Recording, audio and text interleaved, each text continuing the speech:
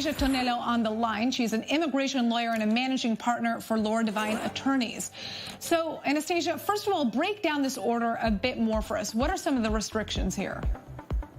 Right. So the order, number one, extends the immigrant visa ban from April. But the new part of the ban is for these non-immigrant categories that you mentioned, the H-1B, the H-2B, which are temporary workers, the J-1, which is used by au pairs and for certain training and internships. And these categories are barred from entries, as are the L1, which is intercompany transfers.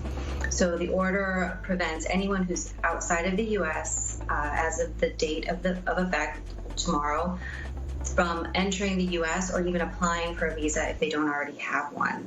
So this will really impact people who are outside the U.S. and who don't have their visas yet. Right. So why has Trump signed this order into place? Is it really to stem the spread of the coronavirus?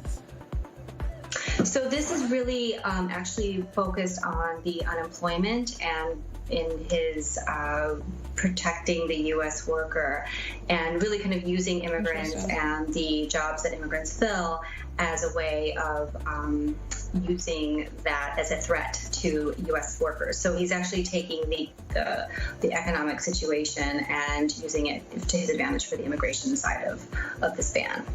How are business leaders reacting to this, though? Because there are people who are criticizing this move.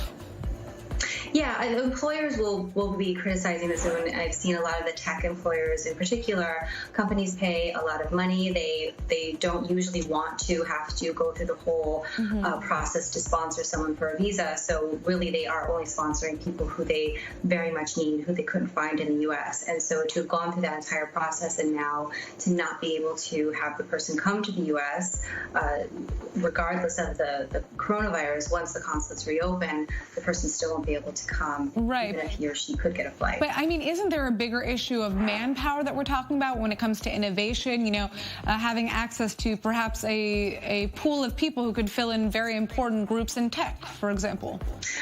Exactly, and I think that this is just another, what we call the invisible wall. This is a brick in this wall, and for the last 3 years, this president has really, through these type of executive orders, through little tweaks, through things that he can do unilaterally, prevents the skilled people that we actually want in the U.S. and just clumping them in with this narrative that immigration is bad for the U.S. Now, could we see this order continued after the COVID-19 pandemic passes, and does it align with Trump's overall policies on immigration?